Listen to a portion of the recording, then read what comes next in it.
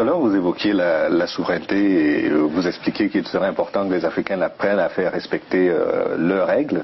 À votre avis, cet arrimage du franc CFA à l'euro via la Banque de France... C'est un drame. C'est un drame pour l'économie africaine. C'est un drame. Déjà, c'est un drame pour nous.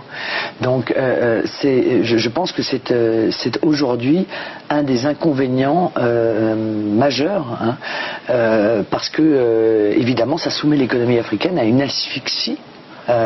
Au même titre d'ailleurs que l'économie française, mais en pire, peut-être en encore pire. Certainement. Bien sûr, en encore pire. Donc là, on est vraiment en train de tuer économiquement l'Afrique. Donc je suis fondamentalement opposé à cette manière de faire. Et je combats cela parce que c'est impossible de s'en sortir avec une monnaie telle que celle-là. C'est impossible. Vous convenez donc que les États africains n'ont pas forcément les coups des franches pour pouvoir décider de ce qui doit être respecté dans leur pays.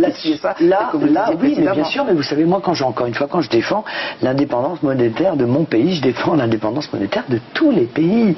Je considère que toutes les nations ont le droit d'avoir une monnaie. C'est même un des éléments de la souveraineté. La monnaie, voilà. Et donc, je suis cohérente. Je veux dire, je considère pas que des pays ont des droits et que d'autres n'auraient pas les mêmes. Tous les droits que je réclame pour mon peuple et pour mon pays, je le réclame pour tous les peuples et tous les pays du monde.